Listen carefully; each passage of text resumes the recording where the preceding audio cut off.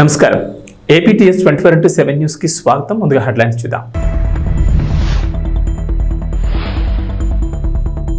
తెలంగాణలో Vivint pharma 400 కోట్ల పెట్టుబడి, జీనోమ్ వ్యాలీలో ఇంజెక్టబుల్స్ తయారీ కేంద్రం ఏర్పాటు, దాదాపు 1000 మందికి ఉద్యోగ అవకాశాలు.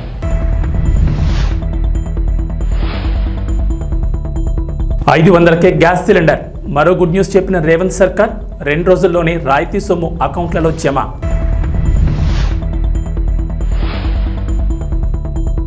ఏపీకి కేంద్రం నుంచి మరో గుడ్ న్యూస్. జాతీయ రహదారులకు 7,266 కోట్లు, ప్రాజెక్టులను ఆమోదిస్తూ ఉత్తర్వులు జారీ.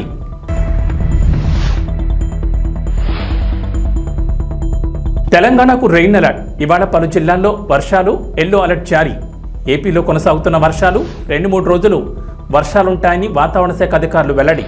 తెలంగాణలో పెట్టుబడులు పెట్టేందుకు పేరొందిన పలు అంతర్జాతీయ కంపెనీలు ఆసక్తి ప్రదర్శిస్తున్నాయి. తాజాగా దిగ్గజ ఫార్మా కంపెనీ అయిన వివింట్ ఫార్మా తెలంగాణలో తమ సంస్థ కార్యకలాపాలు విస్తరించేందుకు సిద్ధమైంది. హైదరాబాద్లోని జీనోమ్ వ్యాలీలో అత్యాధునిక ఇంజెక్టబుల్స్ తయారీ కేంద్రాన్ని ఏర్పాటు చేయడానికి వివింట్ ఫార్మా కంపెనీ ముందుకొచ్చింది. 400 కోట్ల పెట్టుబడితో ఏర్పాటు చేయబోయే ఈ కంపెనీ ద్వారా దాదాపు 1000 మందికి ఉద్యోగ అవకాశాలు లభిస్తాయి.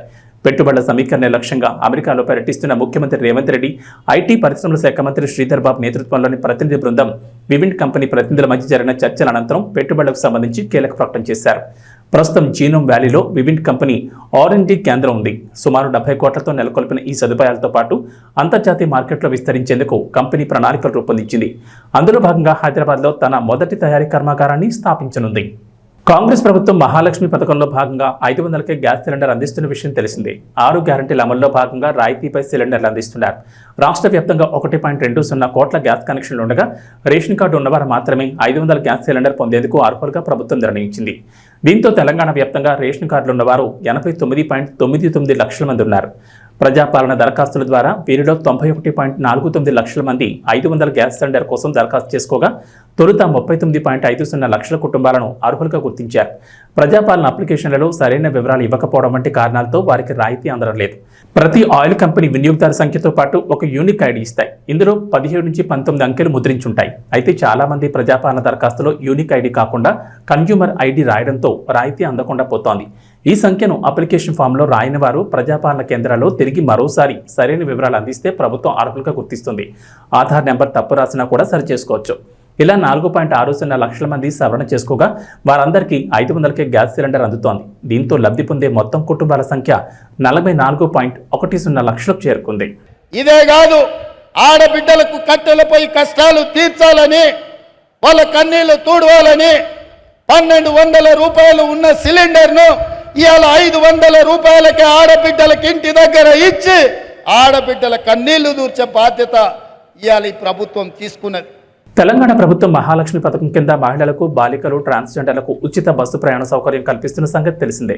మహిళలు 0 టికెట్ తీసుకుని రాష్ట్రంలో ఏ మూల నుంచి ఏ మూలకైనా ఉచితంగా ప్రయాణం చేసే ఛాన్స్ ఉంది. Palle Velugu, city ordinary, express బస్సుల్లో ఈ ఫ్రీ బస్ జర్నీ సౌకర్యం కల్పిస్తున్నారు. దీంతో బస్సుల రద్దీ విపరీతంగా పెరిగింది. గతంలో రోజుకు సగటున 30 నుంచి 35 లక్షల మంది ప్రయాణాలు సాగిస్తే ప్రస్తుతం ఆ సంఖ్య సగటున 55 లక్షలకు చేరుకుంది. బస్సులో టికెట్ తీసుకుని ప్రయాణించే వారికి కూర్చోవడానికి సీట్లు కూడా ఉండట్లేదు. ఇక సంస్థకు వచ్చే ఆదాయంపై కూడా ప్రభావం పడుతోంది. మహాలక్ష్మి ఉచిత ప్రయాణ టికెట్ల మొత్తాన్ని రేవంత్ ప్రభుత్వం చెల్లిస్తున్నప్పటికీ సకాలంలో అందడం లేదని విమర్శలు ఉన్నాయి. ఇక డబ్బులు చెల్లించి టికెట్లు తీసుకునే ప్రయాణికుల సంఖ్య గణనీయంగా తగ్గింది. ఈ నేపథ్యంలోని తెలంగాణ ఆర్టీసీ కీలక నిర్ణయం తీసుకుంది. కొత్త రకం బస్సులను ప్రవేశపెట్టాలని ఆర్టీసీ యోచిస్తోంది. తొలి దశలో రాష్ట్ర వ్యాప్తంగా 50 సెమీ డీలక్స్ బస్సులను ప్రారంభించనున్నట్లు తెలిసింది. ఎక్స్ప్రెస్, డీలక్స్ బస్సులకు మధ్య రకంగా ఈ కొత్త సెమీ డీలక్స్ బస్సు సర్వీసులను ప్రవేశపెడుతున్నట్లు ఆర్టీసీ అధికారులు అంటున్నారు. సీట్లు, ఇతర సౌకర్యాలు ఎలా ఉంటాయన్నదానే విషయంపై త్వరలోనే స్పష్టత రానుంది. డీలక్స్ బస్సుల్లో మహిళా ప్రయాణికుల్ని పెంచేందుకు ఇప్పటికే అనేక చర్యలు తీసుకుంటోంది. కొన్ని డిపోల్లో గిఫ్ట్ ఇచ్చే పథకాలను కూడా ఆర్టీసీ ప్రారంభించింది. మహాలక్ష్మి ఫ్రీ బస్ జర్నీ పథకంతో పడుతున్న ప్రతికూల ప్రభావాన్ని అధిగమించేందుకు ఈ నిర్ణయం తీసుకున్నారు. ఆంధ్రప్రదేశ్కు కేంద్రం శుభవార్త చెప్పింది. రాష్ట్రంలో జాతీయ రహదారులను 7,266 కోట్లతో అభివృద్ధి చేయాలని కేంద్రం నిర్ణయించింది. ఈ మేరకు 2024-25 వార్షిక ప్రణాళికను ఆమోదం తెలిపింది. ఈ ప్రాజెక్టులో కీలకమైన విజయవాడ తూర్పు బైపాస్తో మరికొన్ని ముఖ్యమైన ఉన్నాయి. ఈ మేరకు ప్రాజెక్టులను ఆమోదిస్తూ ఉత్తర్వులు జారీ చేశారు. కేంద్రం ఏపీకి కేటాయించిన నిధులు ప్రాజెక్టుల వారీగా ఇలా ఉన్నాయి. కృష్ణా జిల్లా రామారావుపేట నుంచి గుంటూరు జిల్లా కాజా టోల్గేట్ వరకు విజయవాడ తూర్పు బైపాస్ నిర్మాణానికి 2,716 కోట్లు కేటాయించారు. పల్నాడు జిల్లా వినుకొండ గుంటూరు 4 లేన్ల రహదారికి 2,360 కోట్లు ఇచ్చారు. విజయవాడలోని మహానాడు జంక్షన్ నుంచి నిడమనూరు వరకు 6 లేన్ల ఫ్లైఓవర్ నిర్మాణానికి 669 కోట్లు కేటాయించారు. అనకాపల్లి జిల్లా సభవరం నుంచి విశాఖ జిల్లా షీలానగర్ వరకు 6 లేన్ల రహదారి నిర్మాణానికి 906 కోట్లు కేటాయించింది కేంద్రం. ఆంధ్రప్రదేశ్ ముఖ్యమంత్రి నారా చంద్రబాబు నాయుడు శుభవార్త చెప్పారు. చేనేత కార్మికులకు తమ ప్రభుత్వం అండగా ఉంటుందని, చేనేతకారులకు ఇచ్చిన అన్ని పథకాలను వైఎస్ఆర్సీపీ సర్కార్ రద్దు చేసిందని అన్నారు. విజయవాడలో జాతీయ చేనేత దినోత్సవంలో ముఖ్యమంత్రి చంద్రబాబు పాల్గొన్నారు. అక్కడ ఏర్పాటు చేసిన స్టాళ్లలో ఉత్పత్తులు పరిశీలించి చేనేత కార్మికులతో మాట్లాడారు. చేనేత కార్మికుల ఆదాయం పెరిగేందుకు చర్యలు తీసుకుంటామని, వెనుకబడిన వర్గాలకు చట్టసభల్లో 33% రిజర్వేషన్ల కోసం అసెంబ్లీలో తీర్మానం చేస్తామని చంద్రబాబు చెప్పారు. ఇది పార్లమెంట్లో చట్టరూపం దాల్చేలా పోరాటం చేస్తామని ప్రకటించారు. రాష్ట్రంలో చేనేత కార్మికులకు జీఎస్టీ తొలగించేందుకు ప్రయత్నిస్తామన్నారు. జీఎస్టీ తొలగించుకుంటే రియంబర్స్ చేస్తామని ప్రకటించారు. నేతలకు 67 కోట్లు ఇచ్చి న్యాయం చేస్తామని తెలిపారు. చేనేత మగ్గాల కోసం 50,000 సాయం అందిస్తామని, ప్రజలంతా చేనేత వస్త్రాలు ధరించాలని, నెలకు ఒక్కరోజైనా చేనేత వస్త్రాలు ధరించాలని పిలుపునిచ్చారు. చేనేత పరిశ్రమను కాపాడడం బాధ్యతని, అలాగే చేనేత వస్త్రాలకు ఆన్లైన్ మార్కెటింగ్ను ప్రోత్సహిస్తామన్నారు. చేనేతలకు మరో హామీ ఇచ్చారు. మరమగ్గాల కార్మికులకు సోలార్ ప్యానెళ్ల ద్వారా ఉచిత విద్యుత్ అందిస్తామన్నారు. చేనేత కుటుంబాలకు 200 యూనిట్ల ఉచిత విద్యుత్ కూడా అందిస్తామన్నారు. చేనేతకారులకు ఆరోగ్య బీమా కల్పిస్తామని, నైపుణ్యం పెంచి ఆధునిక శిక్షణ ఇప్పిస్తామన్నారు. అంతేకాకుండా చేనేతలో సహజ రంగులను ప్రోత్సహిస్తామన్నారు. దీనికి ఒక చరిత్ర కూడా ఉంది.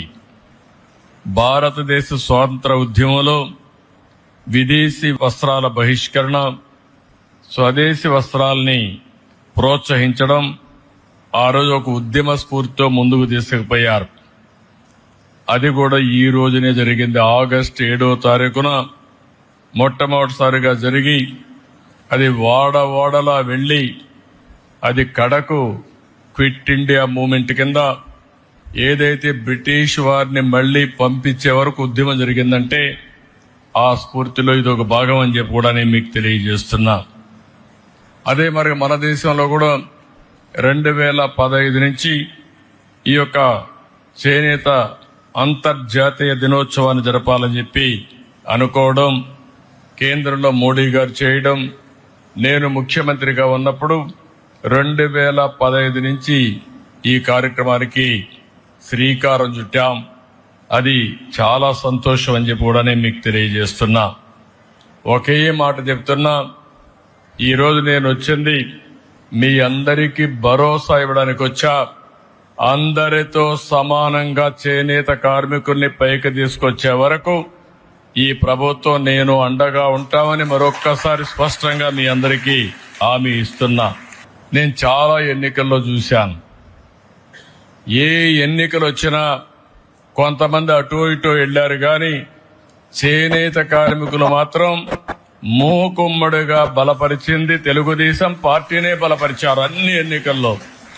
అది ఆ రోజు సమైక్య ఆంధ్రప్రదేశ్ కావచ్చు, ఈరోజు నవ్య ఆంధ్రప్రదేశ్ కావచ్చు, ఎప్పుడు కూడా ఎక్కడ చేనేత కార్మికులు ఉంటారో అక్కడ ఎప్పుడు తెలుగుదేశం పార్టీకి మెజారిటీ వస్తుంది, ఆదరణ చూపించారు. అది ఎప్పటికీ గుర్తుంటుందని చెప్పి కూడా నేను మీకు తెలియజేస్తున్నా. చేనేత రంగం ప్రభుత్వ నిర్లక్ష్యాలతో తీవ్రమైన సంక్షోభంలోకి వెళ్ళింది. అందుకే ఈరోజు చూస్తే గడిచిన ప్రభుత్వంలో, తెలుగుదేశం ప్రభుత్వంలో అనేక కార్యక్రమాలు చేసి మిమ్మల్ని అందరినీ ఆదుకున్నాం. కానీ ఇటీవల ప్రభుత్వాన్ని మనం చూస్తే నేతన్న హస్తం పేరు చెప్పి మీకు అందే అన్ని రంగాల పథకాలను అన్ని రద్దు చేసే పరిస్థితికి వచ్చారు. అంటే ఏదో ఒక 24,000 రూపాయలు మీకు ఇస్తే దాంతోనే మీ జీవితాలు బాగుపడిపోతాయని, పెన్షన్ 3,000 ఇస్తున్నాం, ఇప్పుడు 4,000 ఇస్తున్నాం, కానీ నెలకు 2,000 ఇస్తే మీ జీవితాలు మారిపోతాయనుకోవడం ఏ విధంగా సబబోమని ఒక్కసారి ఆలోచించుకోవాల్సిన అవసరం ఉంది. అన్ని పథకాలని రద్దు చేశారు. అదే మరిగా సొంత మగ్గం ఉంటేనే చేనేత నేస్తమన్నారు. ఆప్కో ద్వారా కొనుగోళ్లు ఆపేసే పరిస్థితికి వచ్చారు. అదే మరి నూలు రంగుపై సబ్సిడీ కూడా ఎత్తేశారు. పావలా వడ్డీ రుణాలు తీసేశారు. ఒక మాటలో చెప్పాలంటే అన్ని రుణాలు రద్దు చేసి మీ పొట్టగొట్టే పరిస్థితికి వచ్చారు.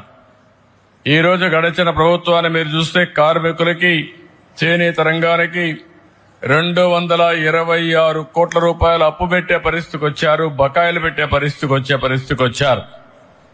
కానీ ఒక్క మాట మీకు అందరికి గుర్తు చేసుకోవాల్సిన అవసరం ఉంది. చరిత్ర కూడా తెలుగుదేశం ప్రతిపక్షంలో ఉన్నా అధికార పక్షంలో ఉన్నా ఎప్పుడూ చేనేత కార్మికులకు పోరాడిన పార్టీ తెలుగుదేశం పార్టీ అని మరొకసారి స్పష్టం చేస్తున్నా.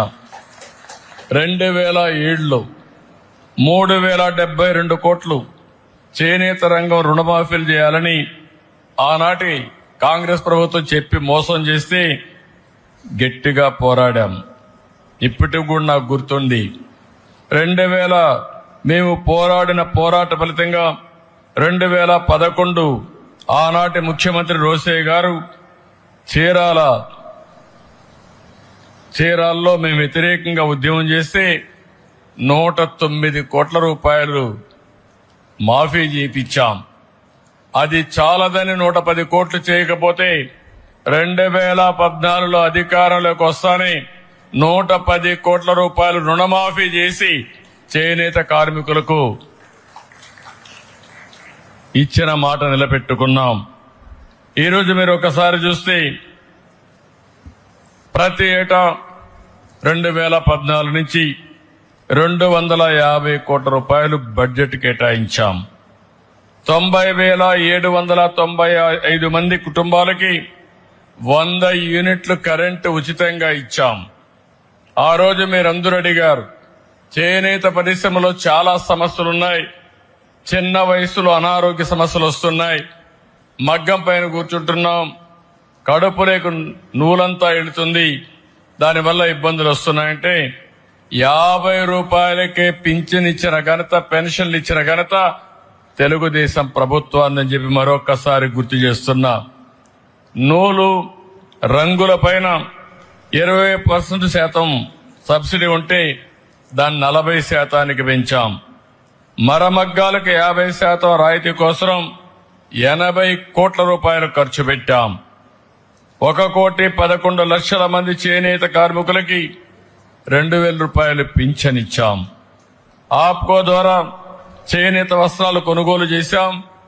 అంతర్జాతీయ మార్కెట్ క్రియేట్ చేశాం. ఎక్కడికక్కడ దీన్ని ముందుకు తీసుకుపోయే పరిస్థితికి వచ్చాం. ఆదరణ 2లో 60,000 మంది పనిముట్లు, 70,000 మగ్గాలకి మోటార్లు కూడా ఇప్పించాం. ఇంకొక పక్కన 70,000 మంది చేనేత కార్మికులకి మోటరైజ్ జకార్డ్ లిఫ్టింగ్ మెకానిజం సదుపాయాలు కల్పించాం. 55,500 మంది చేనేత కార్మికులకి 26.62 కోట్ల రూపాయలు రుణం ఇచ్చాం. ఇవన్నీ చేసి ఆ రోజు ముందుకు పోయామంటే అది చేనేత పరిశ్రమ పైన ఉండే శ్రద్ధ. కొంతమంది ప్రముఖులు వివిధ వ్యాపార సంస్థల ప్రకటనలో నటించి మీ నమ్మకమైన సంస్థ అంటూ చెప్పడం వల్ల చాలా మంది ప్రలోభాలు గురై పెట్టుబడి పెట్టి నష్టపోతున్నారని వినియోగదారులు జాగ్రత్తలు తీసుకోవాలని కర్నూలు జిల్లా కాంగ్రెస్ పార్టీ మాజీ ప్రధాన కార్యదర్శి కొత్తూరు సత్యనారాయణ గుప్తా కోరారు. కర్నూలు కలెక్టరేట్ ఆవరణలో విలేకరులతో మాట్లాడుతూ ప్రముఖ వ్యాపార సంస్థలు, రియల్ ఎస్టేట్ సంస్థలు, ఇంకా అనేక వ్యాపార సంస్థలు ప్రముఖంగా ప్రజల్లో పేరుగాంచిన యాంకర్లు కానీ, సినీ హీరోలు కానీ, సినీ హీరోయిన్లు కానీ వారి వ్యాపార అభివృద్ధి కోసం వారిని ప్రచారానికి వాడుకుంటారని ఆయన తెలిపారు. వీరి మాటలకు వారిపై ఉన్న ప్రేమతో, అభిమానంతో చాలా మంది ఆయా వ్యాపార సంస్థల్లో, రియల్ ఎస్టేట్ సంస్థల్లో భూములు, గృహాల కొనుగోలుపై పెట్టుబడులు పెట్టి నష్టపోతున్నారని ఆయన ఆవేదన వ్యక్తం చేశారు. కొంతమంది ప్రముఖులు తమ ఆదాయం కోసం మోసం చేసే వ్యాపార సంస్థల్లో ప్రచారంలో భాగంగా పాల్గొనడం వల్ల చాలా మంది వినియోగదారులు నష్టపోతున్నారని, ఇటీవల తెలంగాణ ప్రాంతంలో ప్రముఖ యాంకర్ సొమ్ము వల్ల తాము ఆ సంస్థల్లో డబ్బులు పెట్టి నష్టపోయామని చెప్పడం జరిగిందన్నారు. ప్రముఖులను చూసి పెట్టుబడి పెట్టడం మూర్ఖత్వం అవుతుందని, వినియోగదారులు చైతన్యం లేకపోవడం వల్ల ఇటువంటి ఆర్థికంగా నష్టపోయే అవకాశం ఉంటుందన్నారు. మోసం చేసే వ్యాపార సంస్థలపై ప్రభుత్వం కూడా ప్రత్యేక నిఘా ఉంచాలని, అటువంటి వ్యాపార సంస్థలు మనుగడ లేకుండా చేయాలన్నారు. ప్రభుత్వాలు కూడా వినియోగదారుల చట్టంపై అవగాహన కలిగించాలని, రాష్ట్రంలో వినియోగదారుల సంఘాలు నిద్రావస్థలో ఉన్నాయని ఆయన విమర్శించారు. ప్రతి పాఠశాల, కాలేజీలో వినియోగదారుల చట్టంపై అవగాహన కలిగించాలని, అందుకు ప్రత్యేక శాఖను కూడా ఏర్పాటు చేయాలన్నారు. మేలుకోండి, మనం పెట్టే పెట్టుబడి మన పిల్లలకు భవిష్యత్తుకు ఉపయోగపడాలి. కొంతమంది యాంకర్స్ కానీ, సినిమా హీరోలు కానీ, హీరోయిన్లు కానీ కొన్ని వ్యాపార సంస్థలకు, ముఖ్యంగా రియల్ ఎస్టేట్ సంస్థలకు ప్రకటనదారులుగా వాళ్ళు నటించడం జరుగుతుంది. పైసలు తీసుకుంటారు, నటిస్తారు, మంచి సంస్థ అంటారు. కొంతమంది ఆ యాంకర్స్ మీద కావచ్చు, సినిమా హీరోయిన్ల మీద కావచ్చు, హీరోయిన్ల మీద కావచ్చు అభిమానంతో ముందు వెనక ఆలోచన చేయకుండా పెట్టుబడి పెడతారు. ఆ తర్వాత బోర్డులు ఎత్తేసే పరిస్థితి ఏంటి? నిన్ననే ఒక సంఘటన చూశాను. కొంతమంది వినియోగదారులు రియల్ ఎస్టేట్ వ్యాపారస్తులు వాళ్ళ వ్యాపార ప్రకటనలో ఒక యాంకరు సుమని నటించడం వల్ల ఆమె సుమన్ చూసి మేము పెట్టుబడి పెట్టాము, నష్టపోయినామని రోడ్డు మీదకి ఎక్కారు. కాబట్టి వినియోగదారులు మేలుకోవాలి. అదేవిధంగా రాష్ట్ర ప్రభుత్వాలు కూడా వినియోగదారుల సంఘాలను, చట్టాలను ప్రజలను అవగాహన కలిగించాలన్న ఆలోచన విస్మరిస్తున్నారు. ఇది చాలా బాధాకర విషయం. చట్టాలు చేసిన వాళ్ళు చుట్టాలుగా మార్చుకుంటున్నారు. కాబట్టి యాంకర్స్ మరోసారి ఆలోచన చేయండి. సినీ పరిశ్రమలో ఉన్న ప్రముఖులు కానీ, దిగ్గజాలు కానీ ఒక వ్యాపార సంస్థలో నటించేటప్పుడు జాగ్రత్తలు తీసుకోకపోతే వాళ్ళ భవిష్యత్తు దెబ్బతింటుంది అనేది మీరు అర్థం చేసుకోవాలి. అదేవిధంగా నేను అందరిని దృష్టిలో అనడం లేదు. కొంతమంది కేవలం వాళ్ళ ఫేమస్ పేరు, వాళ్ళ ప్రఖ్యాతిని దృష్టిలో పెట్టుకొని వ్యాపార సంస్థలో ఆ విధంగా యాడ్లు చేసేటప్పుడు ముందు వెనక ఆలోచన చేయకుండా, సంస్థను దృష్టిలో పెట్టుకోకుండా మీరు నటిస్తే, ఆ యాడ్లో మీరు ఉంటే మిమ్మల్ని చూసి కూడా కొంతమంది ప్రలోభాలకు గురై పెట్టుబడి పెడితే వాళ్ళు నష్టపోతే ఆ బాధ మీ పిల్లలు కూడా బాధ కలిగించేలా ఉంటుంది. కాబట్టి మీరు కొన్ని జాగ్రత్తలు తీసుకోవాలని మీ సందర్భంగా నేను కోరుతున్నాను. TNN news. సంగారెడ్డి జిల్లా పటాన్చెరు మండలం పాసమైలారంలోని సువెన్ ఫార్మాస్యూటికల్స్ లిమిటెడ్లో కార్మికులు ధర్నాకు దిగారు. కనీస వేతనాలు, పర్మనెంట్ ఉద్యోగం కోసం పరిశ్రమ ఎదుట ఆందోళన చేశారు. పాతమైలారంలోని సువెన్ ఫార్మాస్యూటికల్స్ లిమిటెడ్ ఎదుట ధర్నాకు దిగిన కార్మికులకు మాజీ ఎమ్మెల్సీ రాములు నాయక్ మద్దతు ప్రకటించారు. పరిశ్రమ యాజమాన్యాన్ని గొంతెమ్మ కోరికలు కోరడం లేదని, కార్మికులకు కనీస జీతభత్యాలతో పాటు చాలా ఏండ్లుగా పనిచేస్తున్న కార్మికులను పర్మనెంట్ చేయాలని డిమాండ్ చేశారు. అందుకు పరిశ్రమ యాజమాన్యం ఒక మెట్టు దిగొచ్చిందని, కొంత సమయం కావాలని కోరినట్లు ఆయన చెప్పారు. సంఘటితంగా కార్మికులంతా ఉండి హక్కు కోసం పోరాటం చేయాల్సిన అవసరం ఎంతైనా ఉందన్నారు. ఈ కార్యక్రమంలో యూనియన్ అధ్యక్షులు రాములు నాయక్, ఎక్స్ఎమ్మెల్సీ యూనియన్ ప్రధాన కార్యదర్శి Raju Mudinath, treasury Satyanarayana Reddy, organic secretary Venkatesh Yadav, joint secretary Praveen, ముఖ్య సలహాదారులు ప్రవీణ్ రెడ్డి, ఎగ్జిక్యూటివ్ మెంబర్ రంగస్వామి, ఉపాధ్యక్షులు శ్రీనివాస్ మరియు మహిళా నాయకురాలు యాకమ్మ, కార్మికులు పాల్గొన్నారు. ఇవాళ మనం ఒక విజయం సాధించినాం. ఇన్ని రోజులు మీతోటి మాట్లాడని యాజమాన్యం ఇవాళ చర్చలకు వచ్చింది. ఒక మెట్టు మనం ఎక్కడం జరిగింది. రేపటి నుంచి పనికి రామంటే మా సమస్య పరిష్కారం అయ్యి మీరు రాతపూర్వకంగా ఇస్తేనే మేము వస్తాము. ఇన్ని రోజులలో సమస్య పరిష్కారం కావాలి. మీరు డిప్యూటీ కమిషనర్ ఆఫ్ లేబర్ దగ్గర వచ్చి రాస్తేనే మేము వస్తామనేది చెప్పడం జరిగింది. సిస్టర్ ఉంది అక్కడ. ప్రతి విషయం గంట చర్చ జరిగింది. ఆ చర్చలలో నేను వేసిన ప్రతి ప్రశ్నకు జవాబు లేకుండా పోయింది. వాళ్ళకు చట్టం చెప్పిన, వాళ్ళ బాధ్యత చెప్పిన, డిసిప్లిన్ చెప్పిన, మహిళా కార్మికులతో ఎట్లా ఉండాలి అనేది గిట్ట మనం చెప్పడం జరిగింది. ఎందుకంటే మీరు సంఘటితంగా ఉన్నందుకే. ఇవాళ సంఘటితంగా లేకుంటే 20 సంవత్సరాల నుంచి జరుగుతున్న అన్యాయం ఇంకా జరుగుతుంది. మీరు రిటైర్మెంట్ అయ్యే వరకు ఇదే ఉంటుండే. కనీస వేతనాల చట్టం చెప్పినా, బోనస్ యాక్ట్ చెప్పినా, ట్రేడ్ యూనియన్ యాక్ట్ చెప్పినా ఏ విధంగా ఉండాలి, వాళ్ళకి పర్మనెంట్ చేయాలి. నీవు 3 పూటలు తిండి తింటే మేము 2 పూటలు తిండి తినాలి. నా కొడుకు నేను సీపర్గా పనిచేసి, నేను హెల్పర్గా పనిచేస్తున్నా, లేకుంటే ఆపరేటర్గా పనిచేస్తున్నా అనేది కాకుండా నా కొడుకు గిట్ట నీ దగ్గర హెచ్ఆర్ కావాలి, ఇంజనీర్ కావాలి. ఆ కోరిక మాకుంది. 20 సంవత్సరాల నుంచి నువ్వు కాంట్రాక్టర్లను పెట్టి అదే కాంట్రాక్టర్లతోటి పని చేయించినావు. ఇప్పుడు ఎందుకు సడన్గా వాళ్ళని తీసేస్తున్నావు? దానికి ఇప్పుడు నువ్వు సడన్గా తీసేయడంతో కరెక్ట్ కాదు. నువ్వు రెచ్చగొట్టినట్లు అవుతుంది. మీ హెచ్ఆర్ తోటి, మీ పైన అధికారులతోటి మాట్లాడి ఎంతమందిని మీరు పర్మనెంట్ చేస్తారు, ఏ విధంగా చేస్తారు, మా జీతాలు ఎట్లా పెంచుతారు అనేది పోలీస్ డిపార్ట్మెంట్ ఉంది. వాళ్ళు గిట్ట విన్నారు. ఒక మహిళా రిప్రజెంటేషన్ గిట్ట మేడంకు తీసుకుపోవడం జరిగింది. ఎవరైతే రాజు మన జనరల్ సెక్రటరీ ఉన్నారో, మన రెడ్డి గారు ఉన్నారో, మన ప్రవీణ్ రెడ్డి గారు ఉన్నారో వీళ్ళు చెప్పినట్లు కోలీవుడ్ టు టాలీవుడ్ ప్రస్తుతం ఎస్జే సూర్యకి భారీ డిమాండ్ ఉంది. అసలు ఆయన డైరెక్షన్ చేసుకునే ఛాన్స్ కూడా ఇవ్వట్లేదు మిగిలిన దర్శకులు. వరుసగా స్టార్ హీరోల చిత్రాల్లో ఆయనకి విలన్ రోల్స్ ఇస్తున్నారు. ప్రస్తుతం Ram Charan game changer, Karthi Sardar 2, Kamal Haasan Indian 3, Nani Saripodhaa Sanivaaram ఇలా వరుసగా పెద్ద హీరోల చిత్రాల్లో విలన్ పాత్రలు పోషిస్తున్నారు సూర్య. సరిపోతా శనివారం చిత్రంలో అయితే పోలీస్ పాత్రలో ఆయన నటిస్తున్నారు. ఈ సినిమా ప్రమోషన్స్లో భాగంగా ఎస్జే సూర్య తాజాగా ఓ ఇంటర్వ్యూ ఇచ్చారు. అందులో యాంకర్కి షాక్ ఇస్తూ సరిపోదా శనివారం స్టోరీ రివీల్ చేసేశారు సూర్య. నాని చిన్నగా ఉన్నప్పుడు కొంచెం కోపం, ఆవేశం ఎక్కువగా ఉంటాయి. అలాంటి నేచర్తోనే పెరుగుతాడు. అయితే ఇలానే పెద్ద అయితే చాలా ప్రాబ్లం అవుతుందని వాళ్ళ అమ్మ అనుకుంటుంది. ఈ కోపాన్ని ఎలా కంట్రోల్ చేయాలని ఆలోచిస్తుంది. ఇలా చేయకూడదని చెబితే చిన్నపిల్లలు ఇంకా ఎక్కువ చేస్తారు. అందుకని ఒక ఆలోచన చేసి నీ కోపం చూపించు, కానీ అన్ని రోజులు వద్దు, కేవలం ఒక్కరోజు చూపించు అని చెప్తుంది. దీంతో నాని అలా ఒక రీజన్ కోసం తన కోపం చూపించడానికి శనివారం ఎంచుకుంటాడు. అలా అమ్మకిచ్చిన మాట వల్ల ఆదివారం నుంచి శుక్రవారం వరకు నాని భాషా సినిమాలో మాణిక్యం టైపు, శనివారం మాత్రం భాష.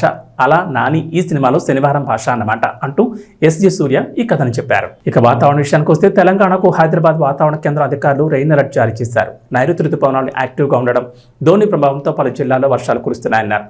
నేటి నుంచి 2 రోజుల పాటు వర్షాలకు ఛాన్స్ ఉందని చెప్పారు. ఇక బుధవారం రాత్రి హైదరాబాద్లోని పలు ప్రాంతాల్లో భారీ వర్షం కురిసింది.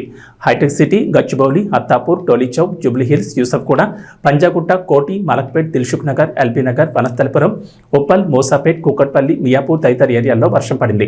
మిగిలిన ఏరియాలో ఓ మోస్తరు వర్షాలు కురిశాయి. ఉమ్మడి ఆదిలాబాద్, నిజామాబాద్, కరీంనగర్, వరంగల్, రంగారెడ్డి, మహబూబ్నగర్ జిల్లాలోని పలు ప్రాంతాల్లోనూ వర్షాలు కురిశాయి. గద్వాల జిల్లా గట్టులో అత్యధికంగా 12.6 సెంటీమీటర్ల వర్షపాతం నమోదైనట్లు అధికారులు తెలిపారు. అటు ఆంధ్రప్రదేశ్లో కూడా వర్షాలు కొనసాగుతున్నాయి.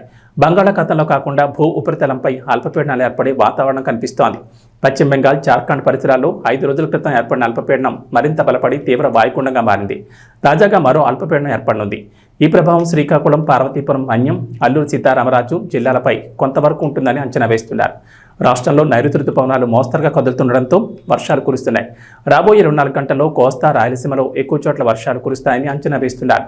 శ్రీకాకుళం, విజయనగరం, పార్వతీపురం, మన్యం, అల్లూరు సీతారామరాజు, అనకాపల్లి, ఎన్టీఆర్, పల్నాడు, ప్రకాశం, చిత్తూరు, తిరుపతి, కర్నూలు, నంద్యాల, అనంతపురం, శ్రీ సత్యసాయి, కడప జిల్లాలో అక్కడక్కడ పిడుగులతో పాటు తేలికపాటి వర్షాలు కురిసే అవకాశం ఉందని విపత్తుల నిర్వహణ సంస్థ తెలిపింది. మరోవైపు నంద్యాల జిల్లా డోన్లో 101.4 మిల్లీమీటర్లు, తిరుపతి జిల్లా సూళ్లూరుపేటలో 97.6, పార్వతీపురం, మన్యం జిల్లా కొమరాడలో 84.6 మిల్లీమీటర్లు, చిత్తూరు జిల్లా వెంకటగిరి కోటలో 83.2, పార్వతీపురంలో 76.8, గుంటూరు జిల్లా అమరావతిలో 75.9, తిరుపతి ఏరూలో 75 మిల్లీమీటర్ల వర్షపాతం నమోదైంది. ఇవి బులెటిన్ విశేషాలు. నమస్కారం.